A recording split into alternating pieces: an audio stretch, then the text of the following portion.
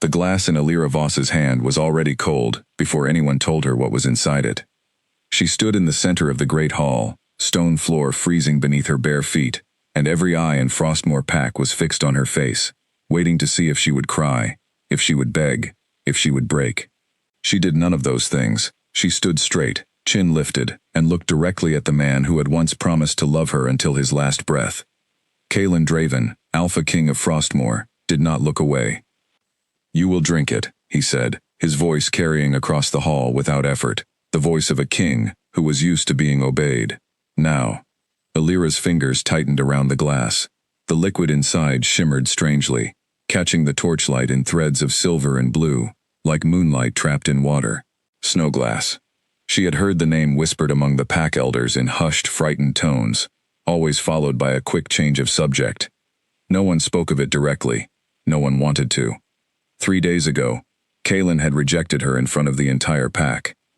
3 days ago, he had stood exactly where he stood now, and spoken the words that severed a mate bond forever, words that could not be unsaid, words that left her chest hollow, and her wolf howling somewhere deep and broken inside her. He had done it without warning, without explanation. One moment she was his Luna, the future queen of Frostmore, and the next she was nothing, a stranger, standing alone, while 300 pack members watched her world end. She had told herself she would survive it. She had told herself she would hold her head high and walk away with whatever dignity she had left. She had not expected to be dragged back into this hall 3 days later, forced to stand before him again, this time holding a glass of something that made the elders flinch just to look at it. "What is it?" she asked, and she was proud that her voice did not shake. "A truth serum," Kaelin said. "Old magic. It strips away everything false in a person and leaves only what is real. I want to know what you are hiding, Alira." "I am hiding nothing." "Then drinking it should cost you nothing." The council stood behind him, in a tight, watchful row, robes dark, faces carved from stone. It was Councilman Edric who had first brought the accusations to Kaelin 3 days ago, whispering that Alira's blood was not entirely wolf, that her power did not come from any bloodline the pack could trace, that she was a danger sleeping inside their future queen's skin.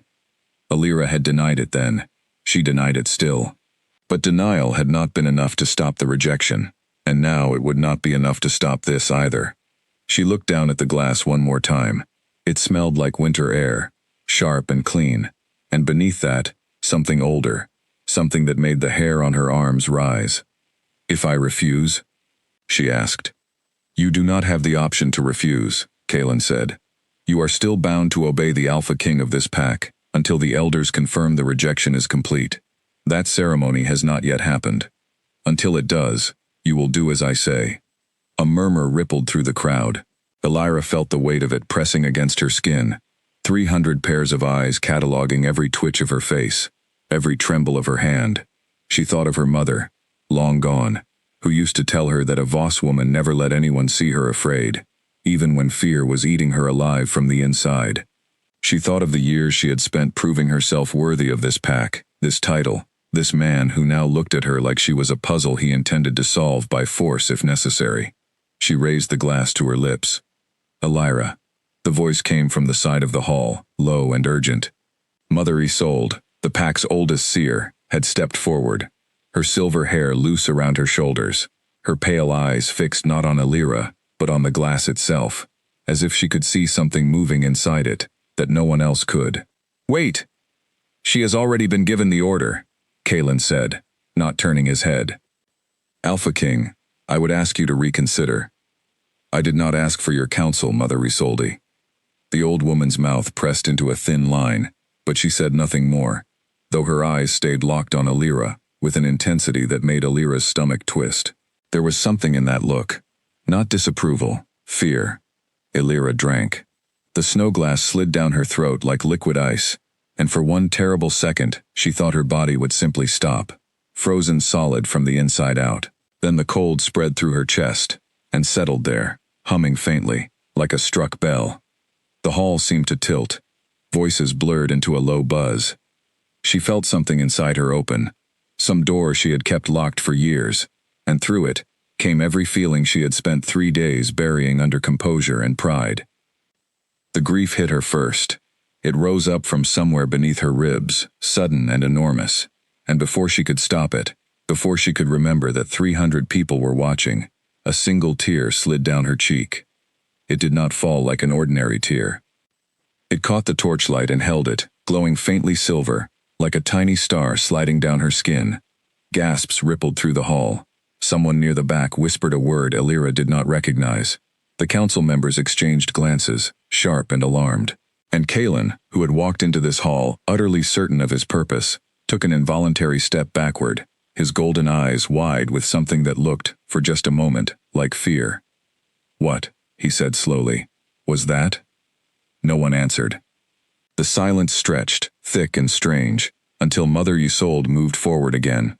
Faster this time, her long robes sweeping across the stone floor.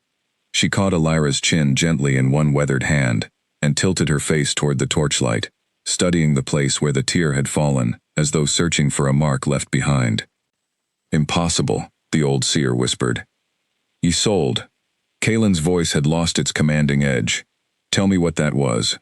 The seer did not answer him immediately. Instead, she turned to Elira, and for the first time since Elira had known her, the ancient woman looked almost frightened. "Child," Isolde said softly, "how long have you been carrying this?" "Carrying what?" Elira's own voice came out smaller than she intended, the cold of the Snowglass still humming through her veins, loosening her tongue, stripping away her ability to hide anything at all. "I don't understand what is happening to me." "The tears," Isolde said. "Silver tears. I have only read of them in the oldest texts, the ones written before Frostmoor Pack even had a name. They are not a curse. They are not a sickness. They are a sign, Elira. A very old, very dangerous sign." Kalen crossed the distance between them in 3 strides, his earlier authority replaced by something raw and urgent. A sign of what? Isolde looked up at him, and there was no fear in her eyes now, when she looked at her king, only a terrible kind of pity. "A sign that her fate and yours have become one thread," she said. "Whatever comes for her, Alpha, will come for you as well. Whatever harms her, will harm you, in ways you cannot yet imagine. You forced her to drink Snowglass hoping to expose a lie. Instead you have exposed a truth far older, and far more dangerous than anything Councilman Edric accused her of." The hall fell utterly silent. Elira felt the eyes of the entire pack shift from her to Kalen and back again, felt the weight of 100 unspoken questions pressing down on the room. She looked at the man who had rejected her 3 days ago, who had just forced poison down her throat in front of everyone she knew, and she saw something she had not expected to see on his face. Doubt. "You are lying," Kalen said, though his voice had lost all its earlier certainty. "This is some trick, some spell she has placed on the room." "I have placed nothing," Elira said, and the Snowglass would not let her say anything less than the truth even if she had wanted to. "I did not ask for this. I did not want any of this. I only wanted to stand in this hall with dignity, while you finished destroying everything I built with you, and even that small thing was taken from me." Her voice cracked on the last word, and another tear slid free, silver and glowing, tracing a shining path down her cheek, before dropping to the stone floor with a sound like a tiny bell. The entire hall seemed to lean forward as one, watching it fall, watching the pale light scatter across the ancient stones. Kalen flinched as though he had been struck.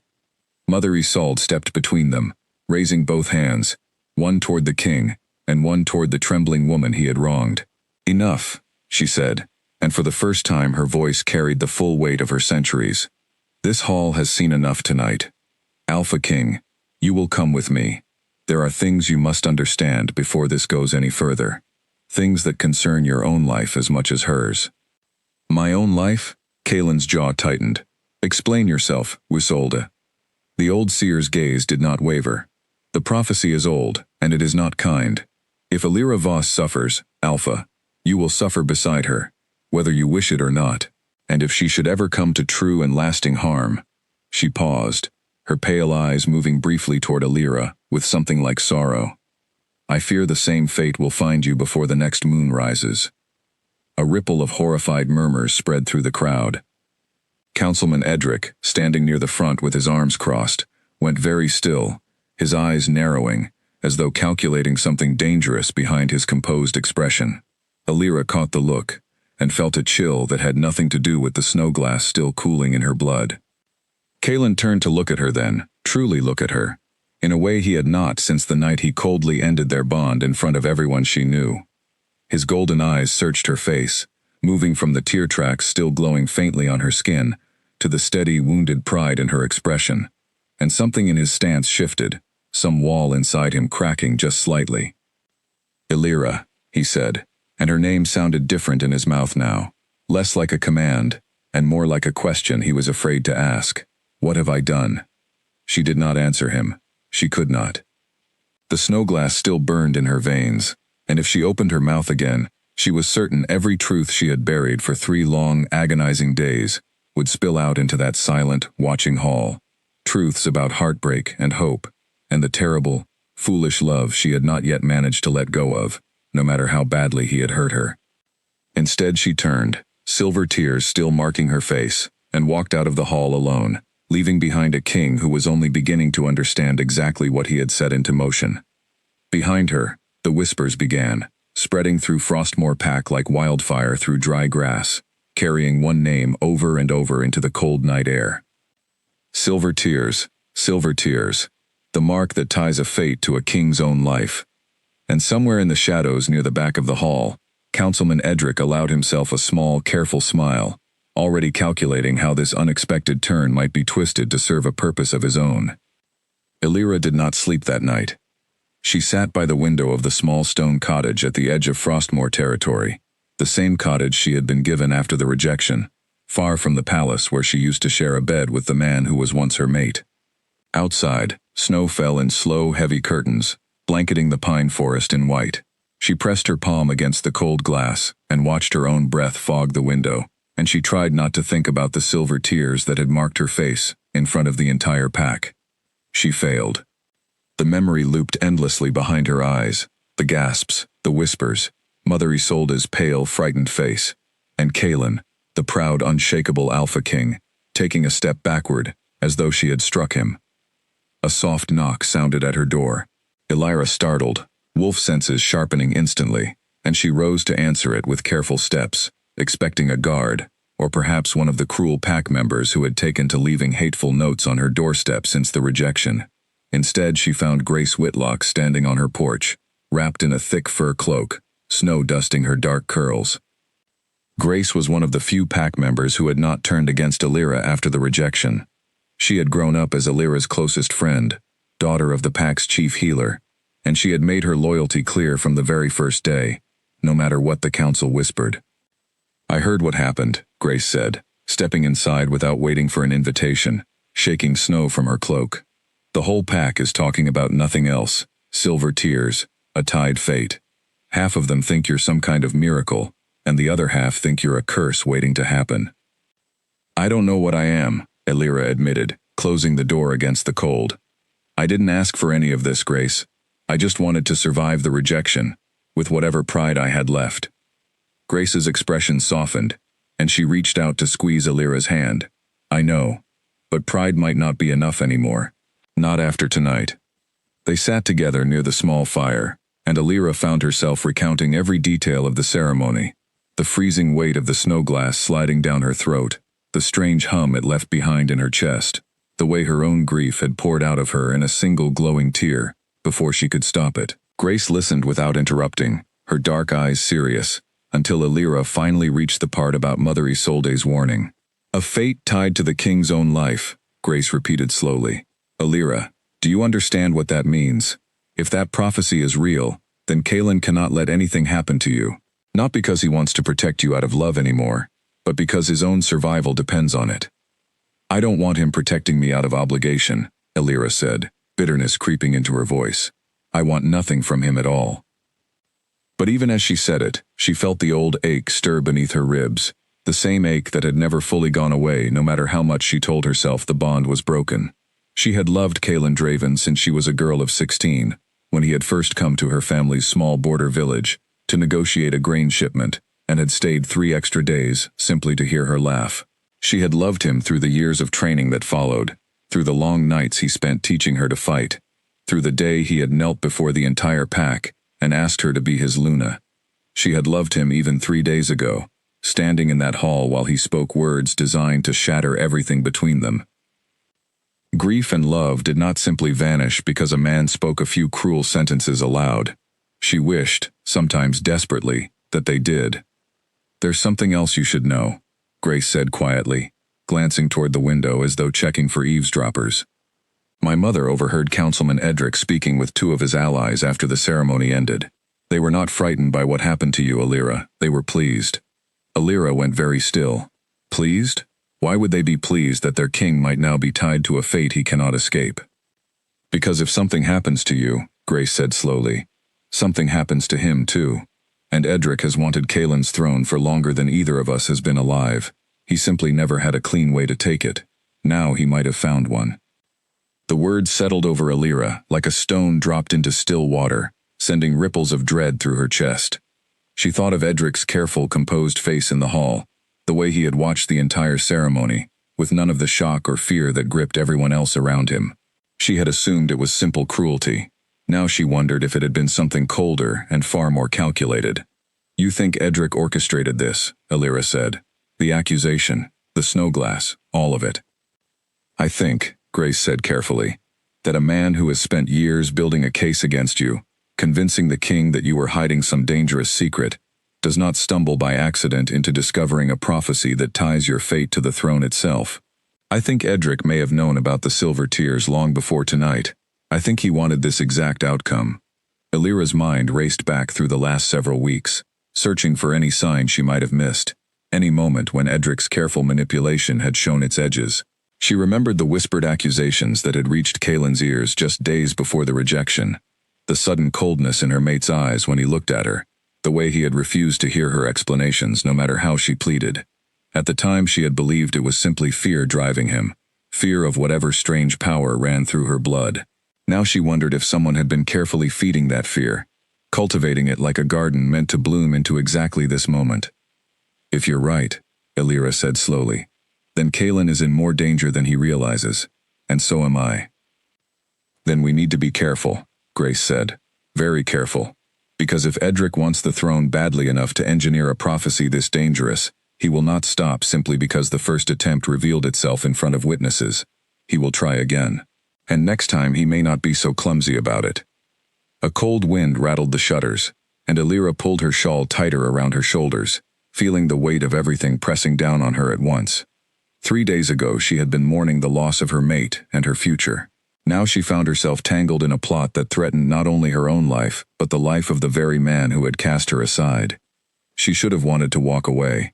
She should have wanted to let Kaelin face the consequences of his own cruelty alone, to let Edric's schemes play out however they might, without lifting a single finger to stop them. It would have been so much simpler to nurse her wounded pride and let the pack tear itself apart over a throne she no longer had any claim to. But some stubborn, aching part of her could not do it. Not when she thought of the years they had spent together, the nights he had held her through storms, the quiet promises he had once whispered against her hair. Whatever he had done to her in that hall 3 days ago, she did not believe, could not believe, that the man who once loved her so completely had simply vanished, replaced entirely by cruelty and suspicion. "I need to speak with Mother Isolde," Alira said finally, rising from her seat by the fire. "If there is more to this prophecy, I need to understand all of it, before Edric finds another way to use it against us." Grace stood as well, determination hardening her features. "Then I'm coming with you. You shouldn't walk through this pack alone right now, Alira. Not with half of them staring at you like you're a monster, and the other half like you're some kind of savior."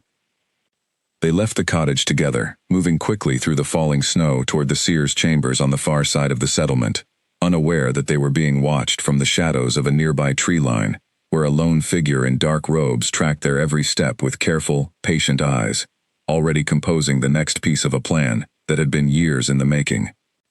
Inside her chambers, Mother Isolde was waiting, as though she had known they would come.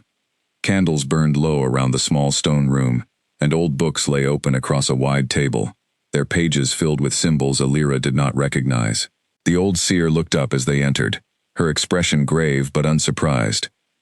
"I wondered how long it would take you to seek answers," Isolde said, gesturing for them to sit. "Sit, child. There is much you need to know, and precious little time to explain it before the danger finds you again. Elira sank into the offered chair, her heart pounding with a mixture of fear and fierce, unwilling hope. Whatever came next, she intended to face it with open eyes, no matter what truths it revealed about her own hidden nature, or about the man whose fate now hung, however unwillingly, alongside her own. Mother Isolde spread 3 ancient texts across the table, their pages brittle and yellowed with age, and pointed to a passage written in a script Elira could not read. "This is older than Frostmoor Pack itself," Isolde said. "It speaks of a bloodline born once every several centuries, carrying a gift the old wolves called Moonfire, though few living wolves have ever seen it manifest. Those who carry Moonfire in their veins are marked by silver tears whenever their grief becomes too great to contain, and their fate becomes bound to whoever forces that grief upon them, tying 2 lives together, whether either wishes it or not. So Kalen tied his fate to mine," Elira said slowly, "by forcing me to drink the Snowglass. Precisely. Had he never forced that poison down your throat, your gift might have remained hidden your entire life, buried beneath ordinary tears that carry no magic at all. But Snowglass strips away every barrier a person builds to hide their true self. It found the Moonfire sleeping inside you and woke it, and in doing so, it wove your fate directly into his." Grace, sitting quietly beside Elira with her hands folded in her lap, leaned forward. "What happens now? If Elira is harmed, Kalen suffers, but does the same happen in reverse? If Kalen is harmed, does Elira suffer as well?" Mother Isolde's expression grew troubled. The old texts are not entirely clear on that point. Some accounts suggest the bond runs both directions equally, weaving 2 fates into one shared thread. Others suggest the bond flows only from the one who carries Moonfire toward the one who forced its awakening, meaning Elira's suffering would harm Kalen, but his suffering might not necessarily harm her in return. "That would mean," Elira said, understanding dawning slowly and unpleasantly, "that anyone who wishes to destroy Kalen now has only to destroy me instead. It would be far easier to end my life quietly than to move directly against an Alpha King surrounded by loyal guards." "Yes," Isolde said grimly, "and I fear that is precisely the danger you now face."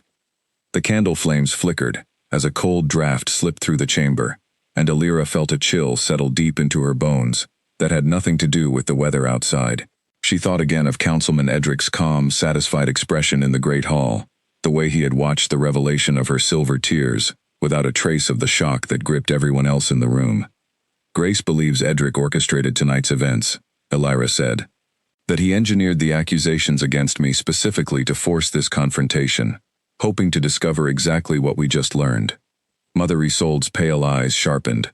If that is true, then Edric already understood the danger he was creating, and he welcomed it. A council member, ambitious enough to manipulate his own king into awakening a centuries-old prophecy, is a council member willing to do far worse to see that prophecy exploited to its fullest advantage. "Then I need to warn Kalen," Elira said, rising from her seat despite the exhaustion pulling at her limbs. "Whatever has happened between us, whatever cruelty he has shown me, he deserves to know the danger closing in around him." "He deserves nothing from you," Grace said quietly, though there was no real conviction behind her words, only worry. "But I understand why you feel you must warn him regardless. It is who you are, Elira. It has always been who you are." Mother Isolde reached across the table and caught Elira's hand before she could turn away, her grip surprisingly strong for such an old woman. "Be careful, child. If Edric suspects you understand the full scope of what has been set into motion, he may move against you sooner than planned. Trust no one within these walls who has not proven their loyalty beyond question, not even those closest to the throne." Elira nodded, though a heavy weight settled over her heart at the thought of navigating a pack now riddled with hidden threats. She left the seer's chambers with Grace close beside her, the 2 of them moving quickly through the quiet, snow-covered paths toward the palace where Kalen resided, unaware that Councilman Edric's careful eyes tracked their approach from a shadowed balcony above. The palace guards recognized Elira immediately, though their expressions shifted uncomfortably between deference and suspicion, uncertain how to treat a woman who had been publicly rejected only days before, yet somehow still commanded enough presence to demand entrance. One young guard, a broad-shouldered man named Peter Ashby who had served under Elira during her time as Luna, stepped forward with obvious reluctance. "The Alpha King has given orders not to be disturbed tonight," Peter said, though his eyes carried a flicker of sympathy. "I am sorry, my lady. I would let you pass if I could." "This cannot wait until morning," Alira said firmly. "Tell him it concerns the prophecy Mother Isolde revealed tonight. Tell him his life may depend on hearing what I have to say." Peter hesitated only a moment before nodding and disappearing through the heavy doors, leaving Alira and Grace waiting in the cold entrance hall, snow melting slowly from their cloaks onto the polished stone floor. Alira's heart pounded with an uncomfortable mixture of dread and something else, something she refused to name, as she waited to see whether the man who had rejected her would even agree to see her at all. Several long minutes passed before Peter returned, his expression unreadable. "He will see you," he said simply, "but only you, my lady. He asked that your companion remain here." Grace squeezed Alira's hand once, a silent gesture of support, before stepping back to wait near the entrance. Alira followed Peter through familiar corridors she had once walked freely as Luna, each painted portrait and tapestry, a small, aching reminder of the life she had lost only days ago. She kept her expression carefully composed, refusing to let the guards or servants she passed see any trace of the turmoil churning beneath her calm exterior. Kalen waited in his private study, standing near a wide window overlooking the snow-covered training grounds where he had once taught her to fight. He did not turn immediately when she entered, and for a long moment the only sound in the room was the soft crackle of the fireplace behind him. "You came," he said finally, still facing the window. "I was not certain you would, after everything." "I did not come for you," Alira said, though even as the words left her mouth, she knew they were not entirely true. "I came because Mother Isolde revealed something tonight that concerns your safety, and I would not be able to live with myself if I stayed silent, and something terrible happened as a result." Kalen turned to face her then, and in the low firelight she saw exhaustion etched into every line of his face, a weariness that had not been there 3 days ago, when he had spoken the rejection with such cold certainty. "Tell me," he said quietly. Alira recounted everything Mother Isolde had explained, the ancient bloodline of Moonfire, the silver tears, the binding of two fates woven together through cruelty rather than choice. She watched Kalen's expression shift from disbelief to dawning horror as she explained the possibility that her suffering could bring about his own downfall, and that whoever sought to harm him now had only to turn their attention toward her instead. "Edric," Kalen said quietly, when she finished, his voice hard with sudden understanding. "This is Edric's doing." "Grace believes so as well," Alira said. "He orchestrated the accusations against me, specifically to provoke this outcome. I do not yet understand his full purpose, but Mother Isolde warned that a man capable of manipulating a king into awakening such a dangerous prophecy would not hesitate to exploit it further." Kalen was silent for a long moment, staring into the fire, as though searching for answers in the flickering flames. When he finally spoke again, his voice was rough with something that sounded almost like regret. "I have made a grave mistake, Alira. Not only in forcing you to drink that poison, but in believing Edric's accusations against you in the first place. I should have trusted you. I should have trusted what we built together, instead of listening to a man whose ambitions I foolishly underestimated." "You rejected me in front of the entire pack," Alira said, old pain rising sharp and unbidden in her chest. "You do not get to simply say you made a mistake and expect that to undo 3 days of humiliation and heartbreak." "I know," Kalen said quietly. "I do not expect forgiveness, Alira.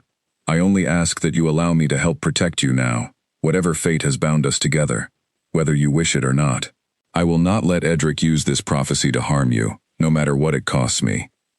Alira studied his face carefully, searching for any trace of the manipulation that had once convinced him to turn against her so completely, but she found only sincerity, raw and unguarded, staring back at her.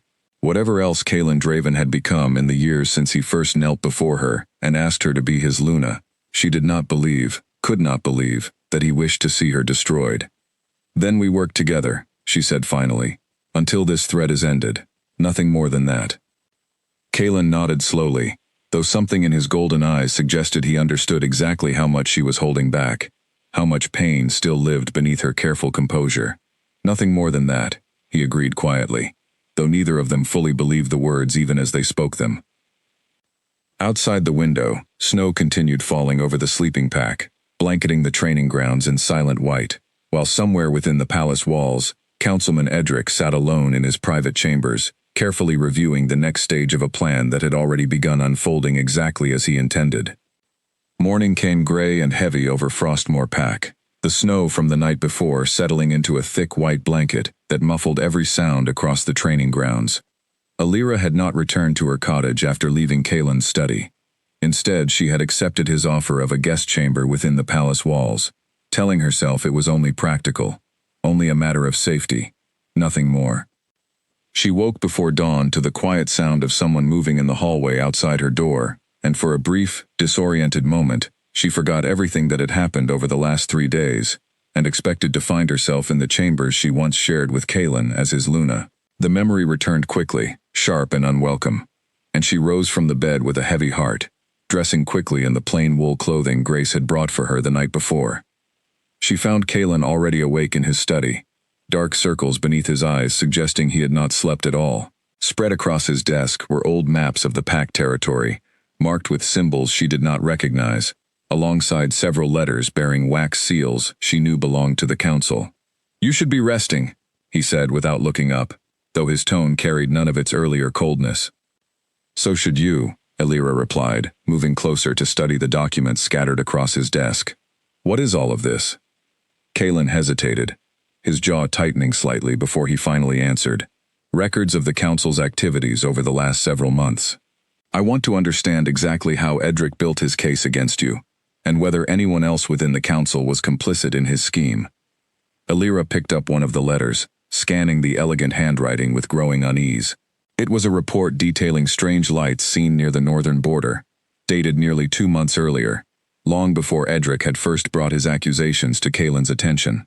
"You suspected something even then," she said slowly, understanding dawning. "Before the accusations." "Before any of this began." Kaelin's expression grew troubled. "There were signs, Alira, small things I did not fully understand at the time, strange lights near the border that our scouts could never quite explain. A missing shipment of grain that seemed to vanish without any trace of a trail. I did not connect any of it to you specifically, not until Edric presented his evidence, claiming your blood carried an unknown power that threatened the stability of the Pack." "And you believed him," Alira said, old hurt rising sharp in her voice, despite her efforts to remain calm. "After everything we built together, you believed a council member's accusations over your own mate." "I was afraid," Kaelin admitted quietly, setting down the letter he had been holding. "Not of you, Alira. Never truly of you. I was afraid of what Edric claimed you represented. Afraid that if his accusations proved true and I did nothing, I would be responsible for whatever danger followed. The council convinced me that a swift, public rejection would protect both you and the Pack until the matter could be properly investigated."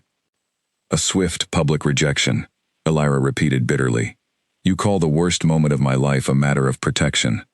Kaelin flinched, guilt etched deep into every line of his face. "I know it does not excuse what I did to you. I have replayed that moment in the hall countless times since, wondering if there was another path I failed to see, another way I might have protected both you and the Pack without causing you such pain. I found none. That does not mean my failure to find one excuses the choice I made." Alira turned away from him, moving toward the window, to watch the snow drift silently over the training grounds below, unwilling to let him see the fresh tears threatening to spill from her eyes, silver or otherwise. "Tell me the rest of it," she said finally, her voice steadier than she felt. "Tell me exactly what Edric told you, word for word, if you can remember it."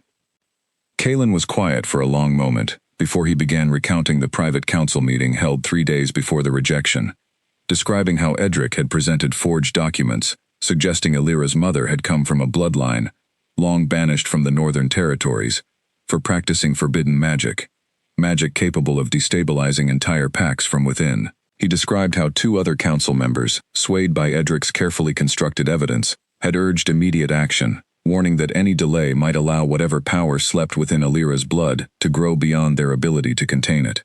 "I asked for time," Kaelin said quietly. "I asked to speak with you directly before taking any action. Edric warned that confronting you before severing the bond might allow whatever magic you carried to influence my judgment further, clouding my ability to see clearly. I believed him. I should not have. I see that now." Alira closed her eyes, absorbing the weight of his words, feeling old anger and old love tangled together in a knot she could not easily untangle.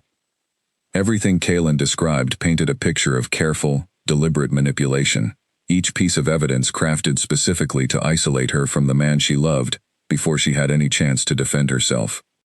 He wanted this exact outcome, she said finally, turning back to face him. Not simply my rejection, but the awakening of whatever power he suspected slept within my blood. Grace and I believed as much last night, but I did not understand until now just how carefully he orchestrated every step to bring it about. Then we know what we are facing, Kaelin said, determination hardening his features. A council member, willing to forge evidence and manipulate his own king in pursuit of some larger plan, likely connected to the throne itself. What do you intend to do? Elira asked. I intend to expose him, Kaelin said, publicly, before the entire pack, so that no doubt remains about his true intentions. But I will need proof, Elira, something more solid than our shared suspicions. Edric is careful. He would not have left an obvious trail. A knock sounded at the study door, and Peter Ashby entered at Kaelin's summons, his expression grim. Alpha King, forgive the intrusion, but there has been an incident near the eastern storehouse. Several guards report seeing a hooded figure near the entrance late last night, though nothing appears to have been taken. Kaelin's eyes narrowed. Show me. They followed Peter through the palace corridors and out into the cold morning air, snow crunching beneath their boots as they made their way toward the eastern storehouse, a large stone building where the pack kept surplus grain and supplies for the harsh winter months ahead. 2 guards stood near the entrance, their expressions uneasy as Kaelin approached. We found the lock disturbed this morning, one of the guards explained, gesturing toward the heavy iron mechanism securing the storehouse doors. Scratches suggest someone attempted to force it open, though whoever it was seems to have fled before completing the task. Kaelin examined the lock carefully, his expression darkening further. This is no ordinary theft attempt. Look at the precision of these marks. Whoever did this understood exactly how this mechanism functions. Elira studied the scratches as well, an uneasy feeling settling in her stomach. This feels deliberate, as though whoever attempted this wanted to be discovered, wanted us to know someone had been here. A warning, Kaelin said grimly, or a distraction, meant to draw our attention away from something else entirely. As if summoned by his words, a young pack member came running from the direction of the palace, breathless and pale. Alpha King, forgive the interruption, but Mother Isolde requests your immediate presence. She says it concerns Councilman Edric. Kaelin and Elira exchanged a sharp glance before hurrying back toward the palace, following the young messenger through the winding corridors until they reached the seer's private chambers. Mother Isolde stood waiting near her wide table, her expression graver than Elira had ever seen it. Several ancient texts spread open before her alongside a single object that made Elira's breath catch in her throat. A small vial, empty now, but bearing the unmistakable shimmer of snowglass residue along its inner walls. I found this hidden among Councilman Edric's private belongings, Isolde said quietly, when I went to consult with him this morning regarding last night's revelations.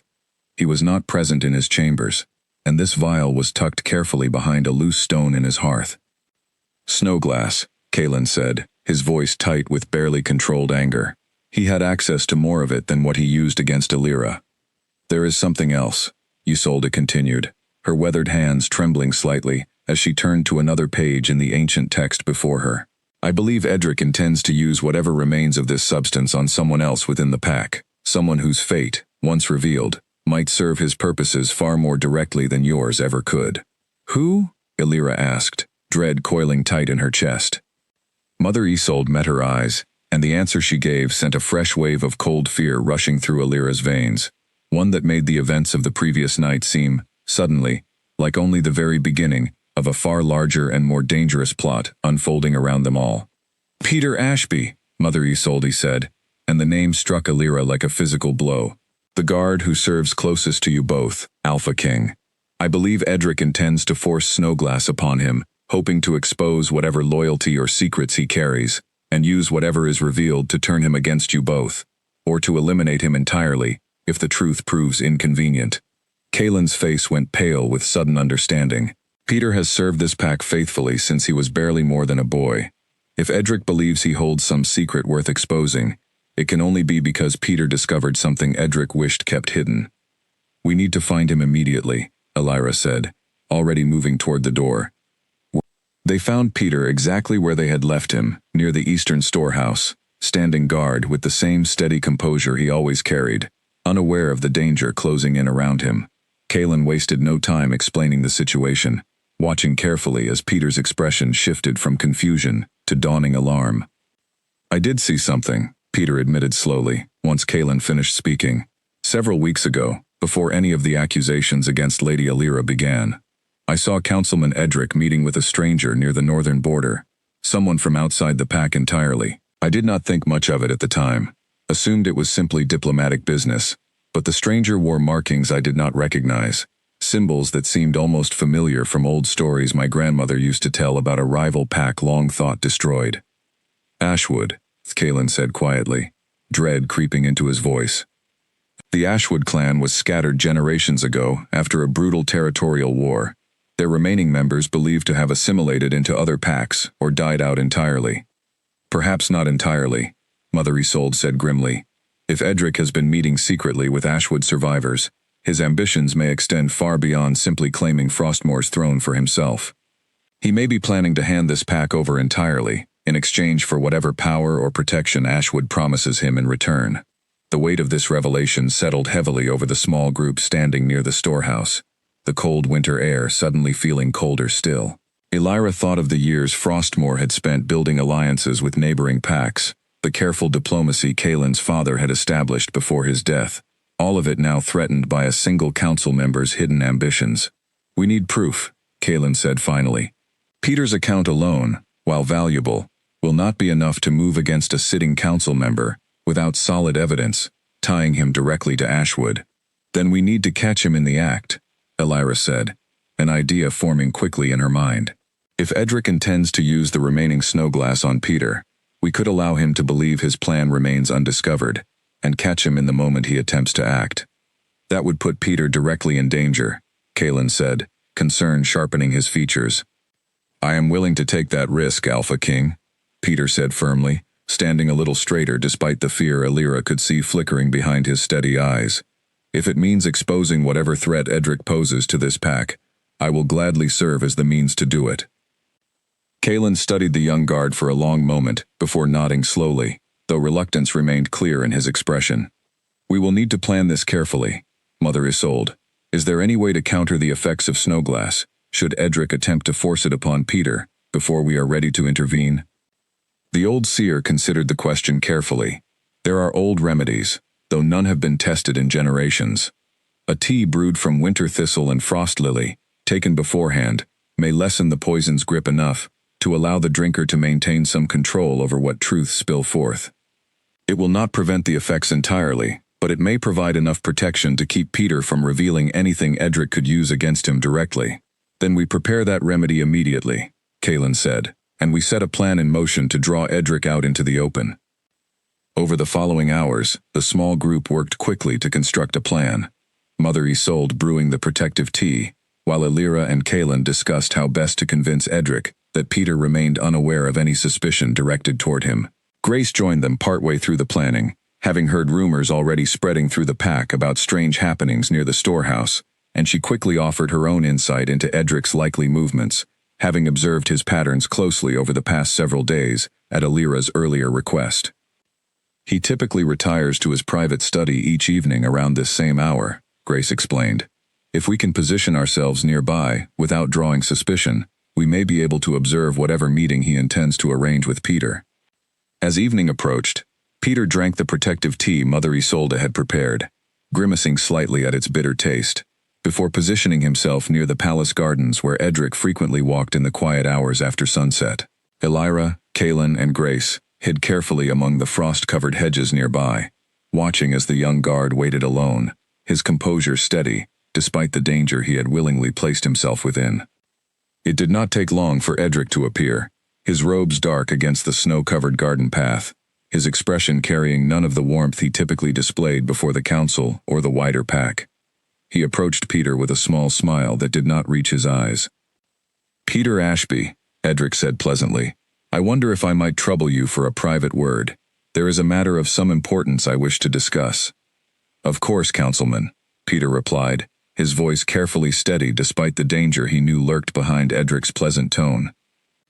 Edric produced a small flask from within his robes, the same shimmering liquid Alira recognized instantly, even from a distance. A simple ritual drink, meant to bless your continued service to this pack.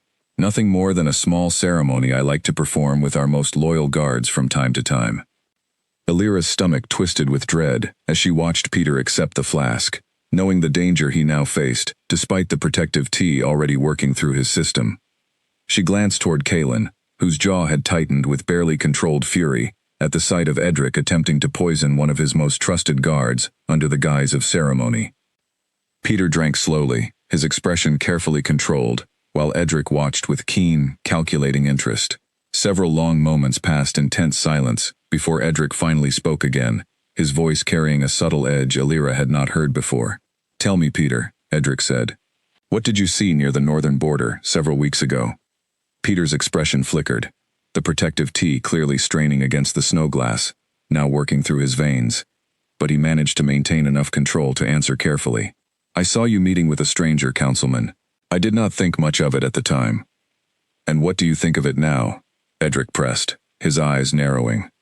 Alira held her breath, watching the young guard fight against the poison's pull, watching the careful balance between truth and control play out across his increasingly strained expression. Just as she feared Peter might reveal too much, Kaelin stepped forward from the hedges, his voice cutting sharply through the tense garden air. "He thinks exactly what I now think, Councilman Edric," Kaelin said, his golden eyes blazing with barely restrained fury. "That you have been conspiring with the remnants of the Ashwood clan, plotting against your own pack for reasons I intend to fully understand before this night is finished." Edric's composed expression shattered instantly, replaced by wide-eyed shock as he spun to face Kaelin, the flask of Snowglass slipping from his fingers to shatter against the frozen garden path. "Alpha King," Edric said quickly, raising both hands in a gesture of false surrender. "This is not what it appears. I only sought to test the loyalty of your guard, nothing more. Any suspicion of Ashwood involvement is a grave misunderstanding." "Do not insult me further with lies," Kaelin said coldly, stepping closer, his broad frame casting a long shadow across the snow-covered path. "Peter witnessed your meeting with an Ashwood emissary near the northern border weeks ago, long before you brought your false accusations against Alira. Explain yourself, Councilman, or face the consequences of your treachery immediately." Edric's composed mask cracked further, his eyes darting between Kaelin, Alira, and the shattered flask at his feet, clearly calculating whatever remaining options he believed himself to have. For a moment, Alira thought he might attempt to flee entirely, but instead something shifted in his expression, a strange resignation replacing his earlier panic. "You wish to know the truth, Alpha King," Edric said, his voice suddenly carrying a bitter edge Alira had never heard from him before. "Then I will give it to you, since it seems my careful plans have unraveled regardless of my efforts to protect them." He straightened his robes with deliberate calm, meeting Kaelin's furious gaze without flinching. "Frostmoor Pack has grown weak under your leadership, Alpha King, weaker than you realize. Your father built alliances through strength and careful diplomacy, but you have allowed complacency to settle over this pack, trusting too easily, defending too little. Ashwood's remaining survivors approached me nearly a year ago, offering an alliance that would restore Frostmoor's true strength, provided I helped facilitate certain changes in leadership." "Changes in leadership," Kaelin repeated darkly. "You mean my death, or my removal from the throne entirely?" "I mean progress," Edric said sharply. "I mean a Frostmoor strong enough to reclaim territories lost generations ago, strong enough to stand as the dominant power in this entire region, rather than settling for cautious peace with packs, who would just as soon see us weakened further." Alira's unexpected power presented an opportunity I could not ignore. If her blood truly carried ancient magic capable of tying fates together, I intended to use that magic to eliminate you cleanly, Alpha King, and claim the throne with Ashwood's support, before anyone within Frostmoor understood what had truly occurred. Alira felt sick hearing the casual way Edric spoke of using her as a tool for murder, felt Kaelin's fury radiating beside her like heat from a raging fire. "You would have destroyed an innocent woman's life," Kaelin said, "manipulated my own judgment against her, all in pursuit of power you had no right to claim." Power is claimed by those strong enough to seize it, Edric said coldly. You were never meant to rule this pack forever, Alpha King. Ashwood understands strength in ways Frostmore has forgotten under your leadership. Kaelin's control finally broke, and he moved swiftly, seizing Edric by the front of his robes with enough force to lift the older man slightly off his feet. You will face judgment before the entire pack for your treachery, Edric. Every word you have spoken tonight will be repeated before the council, and you will answer for every lie you told to turn me against my own mate. Guards summoned by Grace's earlier signal arrived quickly, restraining Edric despite his attempts to maintain some shred of dignity, as they led him away toward the palace's secure holding chambers. Kaelin watched him go with an expression of barely controlled fury, while Alira felt a strange mixture of relief and lingering unease settle over her, aware that exposing Edric's betrayal had solved only part of the danger now facing Frostmore pack. This is not finished, Mother Isolde said quietly, emerging from the shadows where she had watched the confrontation unfold. If Ashwood survivors have been planning this alliance with Edric for nearly a year, they will not simply abandon their ambitions now that his role has been exposed. They may already be moving toward whatever plan they intended to execute once Edric secured the throne for himself. She's right, Peter said, his voice still slightly strained from the lingering effects of the Snowglass working through his system, despite the protective tea. I should have reported what I witnessed near the border immediately. If I had, we might have uncovered this threat before it grew so dangerous. You could not have known the full scope of what you witnessed, Kaelin said, placing a reassuring hand on the young guard's shoulder. None of us could have anticipated Edric's full ambitions until tonight. What matters now is how we respond to the threat that remains. Alira watched the exchange with a heavy heart, aware that whatever fragile trust had begun rebuilding between herself and Kaelin over the past 2 days now faced a far greater test. An enemy pack, hidden and patient, likely still moved somewhere beyond Frostmore's borders, and Edric's exposure would only accelerate whatever plans Ashwood had already set into motion. We need to strengthen our defenses immediately, Kaelin said, turning to address the small group gathered in the garden. Peter, gather the guard captains and have them meet me within the hour. Mother Isolde, I would ask that you continue researching whatever knowledge remains regarding Ashwood's history and their likely strategies, should they choose to move against us directly. And me? Alira asked, though she already suspected what his answer might be. Kaelin turned to face her fully, his golden eyes carrying a complicated mixture of guilt, gratitude, and something warmer that Alira was not yet ready to name. I would ask that you remain within the palace walls, where I can ensure your safety more easily. Whatever threat Ashwood poses, your connection to the prophecy makes you a target they may specifically seek to exploit.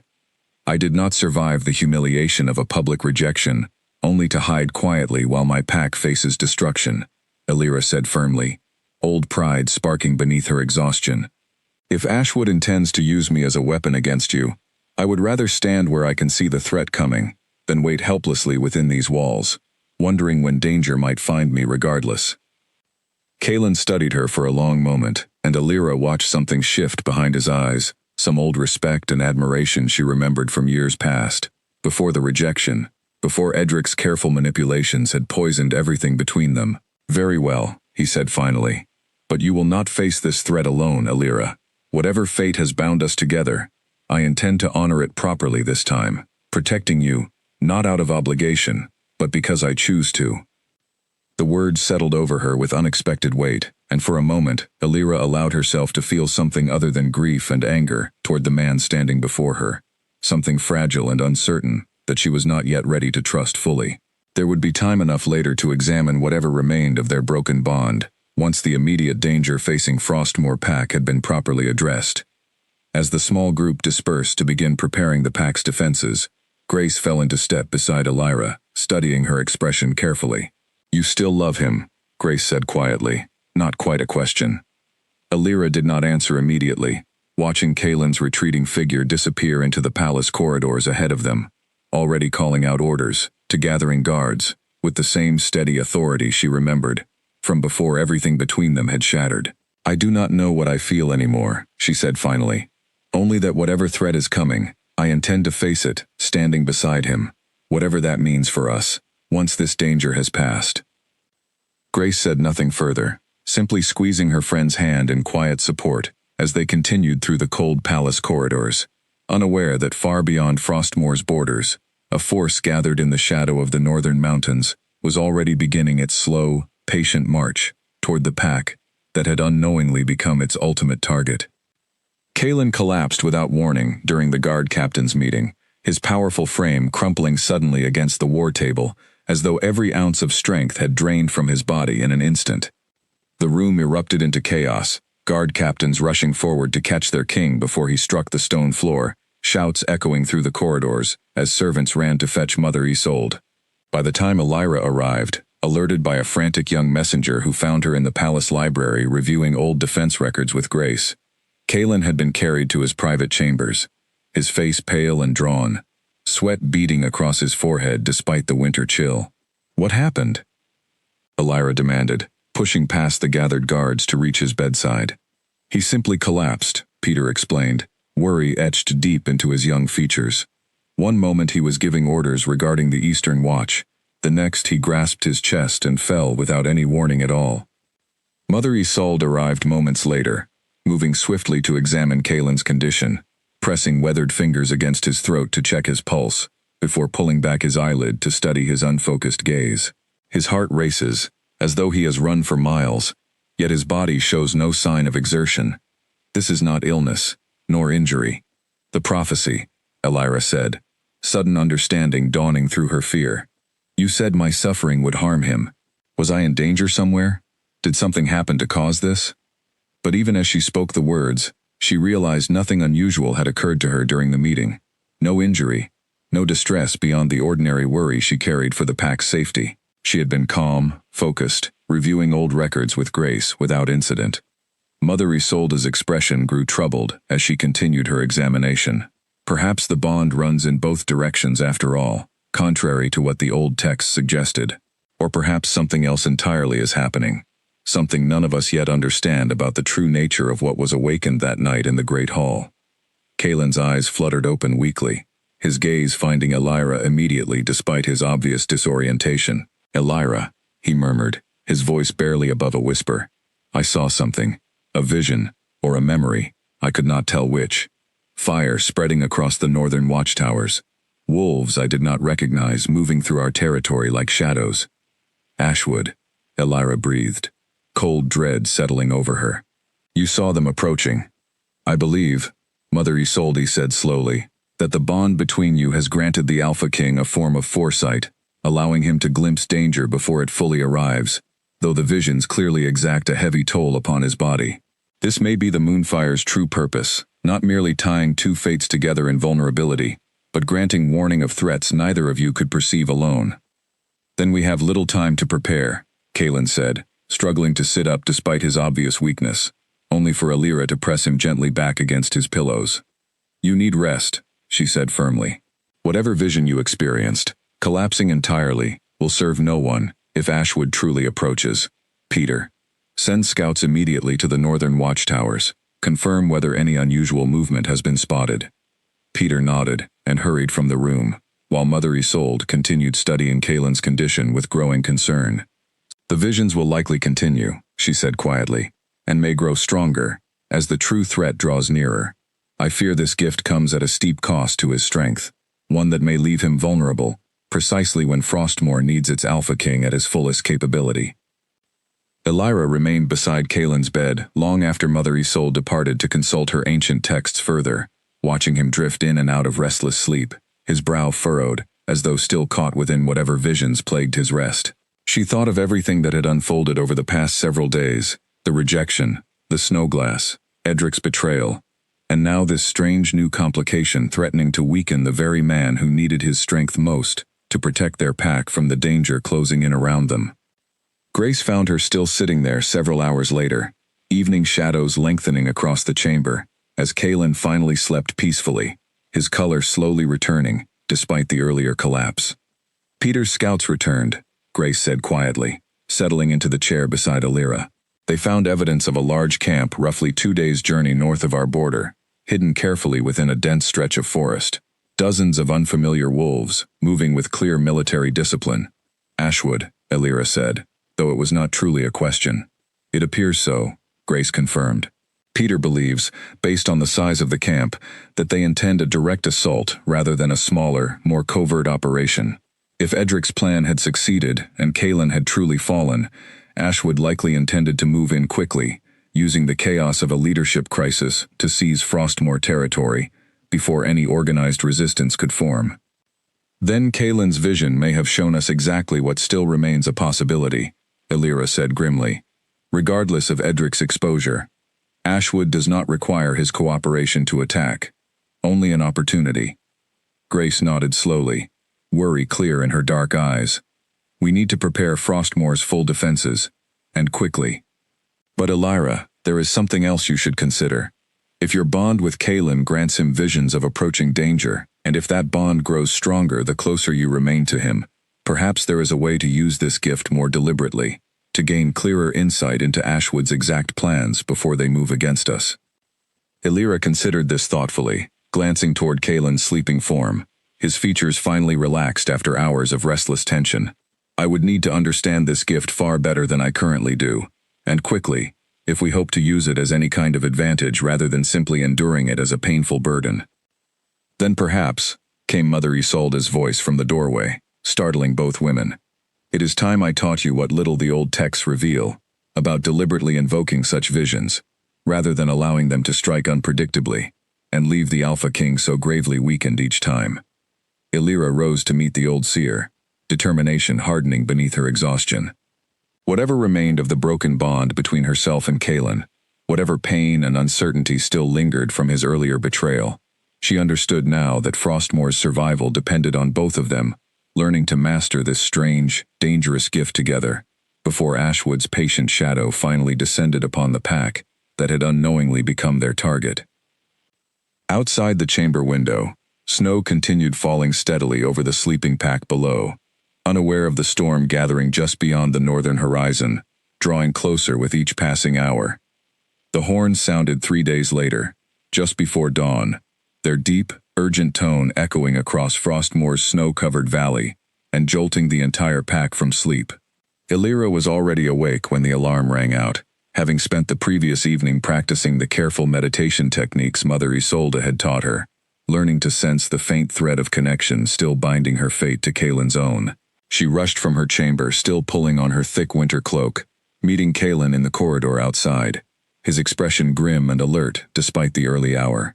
"They are here," he said simply, and she did not need to ask who he meant. The eastern watchtower had spotted Ashwood's forces moving swiftly through the forest, under cover of darkness, abandoning whatever patience they had shown over the previous weeks, in favor of a direct, aggressive assault, clearly timed to catch Frostmoor before its defenses could fully mobilize. Kaelin moved quickly through the palace, issuing orders with the steady authority Illyra remembered from years before their bond had fractured, guard captains scrambling to position their forces along the northern perimeter. "Stay close to Peter," Kaelin told Illyra as they reached the palace's main entrance, guards already streaming past them toward the gathering battle lines. "Whatever happens, I need you somewhere I can reach quickly, in case the visions strike again." "I am not hiding while this pack fights for survival," Illyra said firmly, though she understood the concern behind his words. "I did not ask you to hide," Kaelin said, meeting her eyes with an intensity that made her breath catch, despite the danger surrounding them. "I asked you to stay close, because whatever bond exists between us may prove our greatest advantage in the battle ahead, and I cannot afford to lose that advantage by losing track of where you stand." Illyra nodded, understanding the practical wisdom behind his words even as something warmer stirred beneath her chest at the way he looked at her, as though her safety mattered to him beyond mere strategic necessity. There would be time enough later to examine such feelings, once the immediate danger had passed.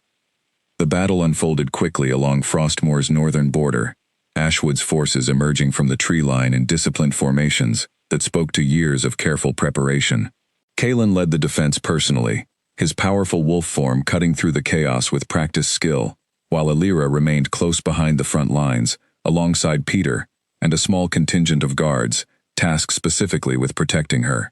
It was during the fiercest moment of the confrontation that Kaelin's vision struck again, far more suddenly and violently than before. He staggered mid-stride, his wolf form flickering unsteadily, as pain clearly overwhelmed him, and Illyra watched in horror as an Ashwood fighter took advantage of the momentary weakness, closing in swiftly, with clear intent to finish him, while he remained vulnerable. Without thinking, without hesitation, Illyra moved. She threw herself forward, placing her own body between Kaelin and the approaching threat, some instinct deeper than fear, or self-preservation driving her forward, despite every reasonable thought screaming at her to remain safely behind the guards meant to protect her. The Ashwood fighter hesitated at the unexpected sight of her, giving Peter and the other guards precious seconds to intervene, driving the attacker back before any harm could come to either Illyra or the still recovering king. "Illyra," Kaelin gasped, finally regaining his footing, horror and gratitude warring across his features as he took in what she had just done. "You could have been killed. So could you," she said simply, her heart still pounding wildly from the sudden rush of danger. "I was not about to stand by and watch it happen, while I still had the strength to prevent it." Something shifted in Kaelin's expression then, some final wall crumbling entirely, as he stared at her amid the chaos of battle still raging around them. "Why?" he asked, his voice raw with an emotion that went far beyond simple gratitude. "After everything I have done to you, why would you risk your life to protect mine?" "I do not fully understand it myself," Illyra admitted, her voice steadier than the storm of feeling churning beneath her composed exterior. "Perhaps it is this bond neither of us fully understands. Perhaps it is simply that I have never quite managed to stop caring about what happens to you, no matter how badly you hurt me." The battle continued around them, but for one suspended moment, it felt as though only the two of them existed, standing amid the snow and chaos, finally speaking the truths that had remained buried beneath pride and pain for far too long. "I never stopped loving you," Kaelin said quietly, the words seeming to cost him something deep and vulnerable to admit. "Even standing in that hall, speaking the rejection Edric convinced me was necessary, some part of me was screaming that I was making the greatest mistake of my life. I told myself it was protection. I told myself it was necessary for the pack's safety. But the truth is I was afraid, Illyra. Afraid of a power I did not understand, and I let that fear override everything I knew to be true about the woman standing beside me." Illyra felt tears threaten, though this time they carried no silver glow. Only ordinary human grief and cautious, fragile hope. "You hurt me terribly," she said. "I do not know if I can simply forgive that, because we now stand united against a common enemy." "I do not ask for immediate forgiveness," Kaelin said. "I only ask that you allow me the chance to prove, over time, that the man who rejected you in fear was not the whole truth of who I am, nor who I wish to be going forward." Before Illyra could respond, a horn sounded again from the western perimeter, signaling a second wave of Ashwood forces, attempting to flank their position. Kaelin's expression hardened instantly, the vulnerable moment between them giving way to the immediate demands of battle once more. "We will finish this conversation," he said firmly, "once this threat has been properly dealt with. I promise you that, Illyra, whatever else happens today."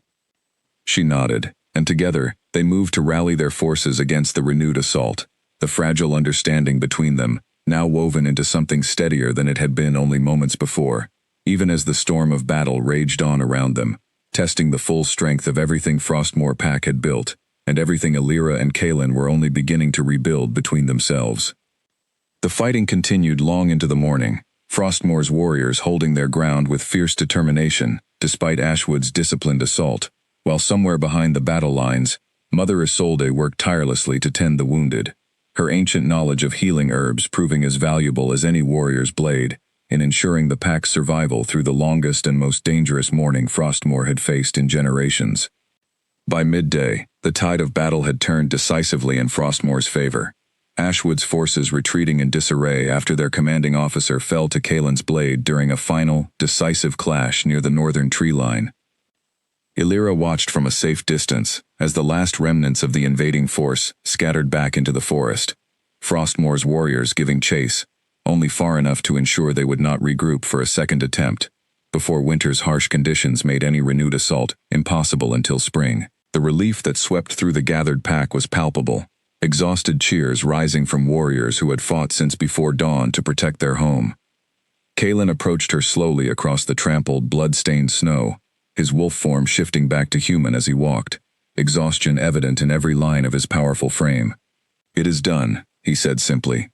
"Ashwood will not attempt another assault this season, not after the losses they suffered today." "And the vision?" Elira asked. "Did it strike again during the final confrontation?"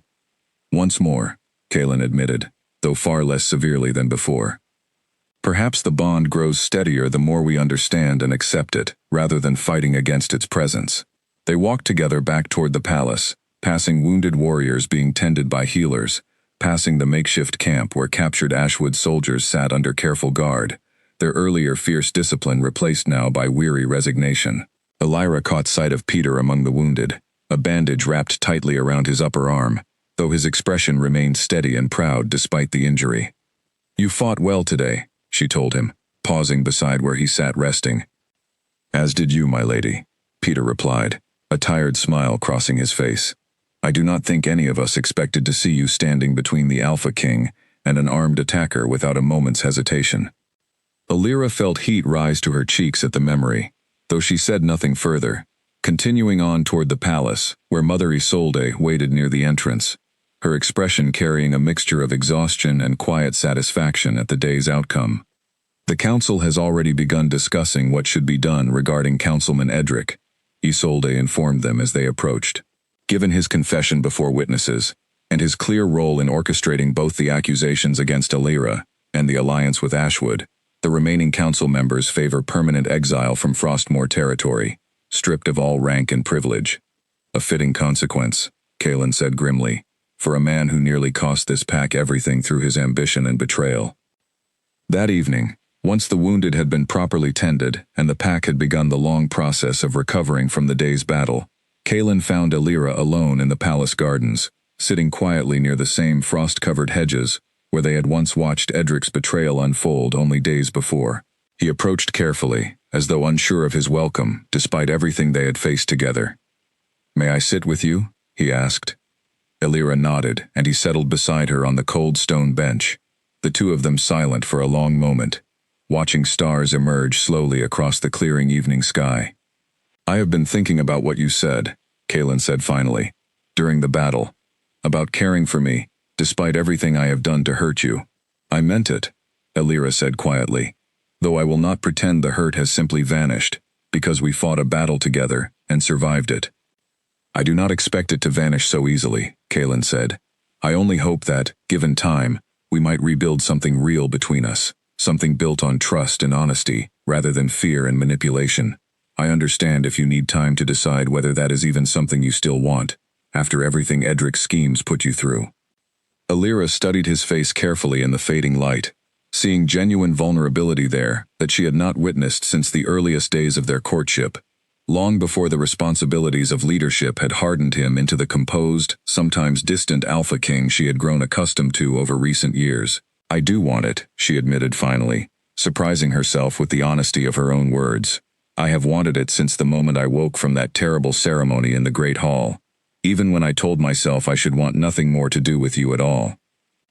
Kalen reached carefully for her hand, and she allowed him to take it, feeling warmth spread through her chest at the familiar, comforting weight of his fingers, wrapped gently around her own. "Then let us begin again," he said softly, "properly this time, without secrets or fear standing between us." "There is still the matter of the prophecy," Elira reminded him gently. "Mother Isolde says our fates remain tied together, regardless of whatever we choose to feel for one another. I would want you to choose this, because you truly wish it, not simply because some old magic binds us, whether we will it or not." "I have thought carefully about that as well," Kalen said. "And I can tell you honestly, Elira, that even before the prophecy revealed itself, even before Snowglass exposed your silver tears in that hall, some part of me already knew rejecting you had been a terrible mistake. The prophecy did not create these feelings within me. It only forced me to confront truths I had already begun to suspect, truths I was too afraid and too proud to properly examine, until circumstance left me no other choice." Elira felt the last of her careful reservations soften slightly at his words, though she knew rebuilding what had been broken would require patience and continued honesty from them both, not simply a single evening's heartfelt conversation. Still, sitting beside him beneath the clearing winter sky, she allowed herself to feel something she had not permitted since the night of her rejection. Hope. "The pack will need to formally address what happened," she said after a long, comfortable silence. The rejection, the revelation of the prophecy, everything that has unfolded since that terrible night. They deserve to understand the truth of what occurred, rather than simply relying on whatever rumors have already spread through Frostmour's streets. Agreed, Kaelin said. I intend to call a formal gathering, once the pack has properly recovered from today's battle, to address everything openly, before the entire community. Including, he added, meeting her eyes with quiet determination, a proper reversal of the rejection, should you be willing to accept it. Alira's breath caught at the unexpected weight of his words. You wish to name me Luna again, after everything that has happened? I wish to correct the gravest mistake of my life, Kaelin said simply, provided you are willing to allow me that chance, and provided you truly wish for such a reversal yourself, rather than simply feeling obligated by the prophecy, or the battle we have just survived together.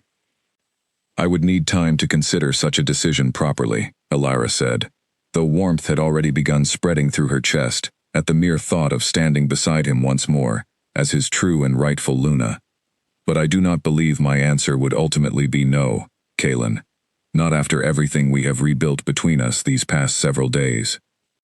Kaelin smiled then, the first genuine, unguarded smile Alira had seen from him since long before the accusations and rejection had torn their bond apart, and for the first time in what felt like a very long while, she allowed herself to believe that whatever storms still lay ahead for Frostmour Pack, she and Kaelin might yet weather them together, standing as equals bound not merely by ancient prophecy, but by choice, honesty, and a love that had proven far stronger than the fear and manipulation that had briefly threatened to destroy it entirely. The great hall of Frostmour Pack had been transformed entirely from the cold, tense space Alira remembered from the night of her rejection. Warm firelight blazed from every torch along the stone walls, and the entire pack had gathered once more, filling every available space within the hall, and spilling out into the courtyard beyond, where those unable to fit inside listened eagerly for news of whatever announcement their Alpha King intended to make. Nearly 2 weeks had passed since Ashwood's failed assault, and Frostmour had spent that time healing steadily, rebuilding damaged watchtowers, honoring warriors lost in the fighting, and slowly absorbing the shocking truth of Councilman Edric's betrayal, now formally exiled from Pack territory under permanent banishment. Alira stood near the front of the hall, dressed in deep blue robes that Grace had helped her select carefully for the occasion, her heart pounding with a mixture of nervous anticipation and quiet, steady hope. Beside her stood Mother Isolde, and just behind them, Peter Ashby stood tall and fully recovered from his earlier injuries, having been formally recognized for his crucial role in exposing Edric's treachery. Kaelin entered the hall to a swell of respectful silence, moving with the same steady authority Alira had always admired in him, though something had softened in his bearing since the difficult days following her rejection, some new humility replacing the rigid pride that had once made him so susceptible to Edric's careful manipulations. He reached the center of the hall and turned to face the gathered pack, his golden eyes sweeping across the crowd, before settling on Alira with an intensity that made her breath catch, despite the many times they had spoken privately over recent days about exactly this moment. 2 weeks ago, Kaelin began, his voice carrying clearly across the silent hall, I stood in this very place and made the gravest mistake of my life. I rejected a woman who had done nothing to deserve such treatment, believing false accusations crafted by a man whose ambitions I failed to recognize until it very nearly cost this entire pack everything we hold dear. Murmurs rippled through the gathered crowd, though none dared interrupt as their king continued. Alira Voss did not deserve the humiliation I forced upon her that night.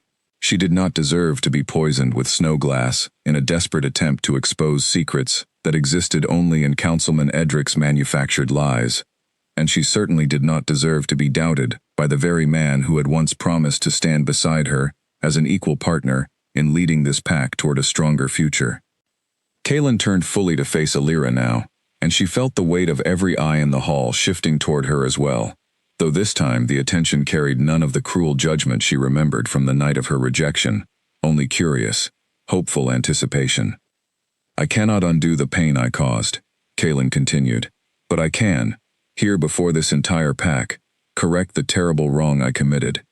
Alira Voss, if you are willing, I wish to formally reverse the rejection I spoke in this hall, and name you once more as Frostmore's true and rightful Luna, not out of obligation to any ancient prophecy, but because I choose you, fully and without reservation, as my equal and my mate." The hall fell utterly silent, every gaze fixed upon Alira as she stepped forward to stand before him, her heart pounding with an emotion far too complex to name simply as joy or relief, though both certainly played their part. She thought of everything they had survived together since that terrible night: the Snowglass, the silver tears, Edric's exposed betrayal, the battle against Ashwood's forces, and the slow, careful rebuilding of trust that had followed. "I accept," she said, her voice clear and steady, despite the tears gathering at the corners of her eyes. "Not because prophecy demands it, but because I have watched you become someone worthy of trust again, someone willing to admit fault and work honestly to correct it. I choose you as well, Kaelin Draven, fully and without reservation." A great cheer erupted through the hall, echoing out into the courtyard beyond, as the news spread quickly among those who had been unable to fit within the crowded space. Kaelin reached for Alira's hands, drawing her close, and as their eyes met, she felt something warm and familiar settle into place between them. A bond, rebuilt not through ancient magic alone, but through genuine choice and hard-won understanding. As Kaelin leaned forward to seal their reconciliation, before the entire gathered pack, a single tear slipped from Alira's eye, catching the warm torchlight in a brief, beautiful shimmer of silver, before falling gently against her cheek. But this time, the tear carried no weight of grief or fear. It carried only joy, and the promise of everything still to come. Mother Isolde, watching from nearby, allowed herself a rare, genuine smile as she observed the ancient prophecy finally settling into its truest and most benevolent form. Two fates, woven together, not through cruelty or manipulation, but through choice, honesty, and a love strong enough to survive even the darkest betrayal. In the months that followed, Frostmore Pack flourished under its reunited leadership, Alira's unique gift becoming not a source of fear among her people, but a quiet source of pride, a reminder of the strength that could emerge from even the most painful trials, when honesty and courage were allowed to guide the way forward. Peter Ashby rose quickly through the ranks of Frostmore's guard, eventually becoming one of Kaelin's most trusted advisors, while Grace remained Alira's closest companion, her loyalty during the darkest days never forgotten by the pack's grateful Luna. And though whispers of Councilman Edric's fate occasionally drifted back to Frostmore from distant territories, rumors of a bitter, exiled man wandering without pack or purpose, Alira found she carried little anger toward him any longer, understanding that his betrayal, however painful, had ultimately led her and Kaelin toward a stronger, more honest bond than either might have found otherwise. The silver tears never fully vanished from Alira's life, appearing occasionally still, during moments of deep emotion. Joy, as often as sorrow now, a permanent reminder of the ancient prophecy that had once threatened to destroy everything she held dear, and had instead become the very foundation upon which she and Kaelin built a partnership strong enough to weather whatever storms still awaited them in the years ahead, standing together always, as true equals, bound not merely by fate, but by unwavering, hard-earned love.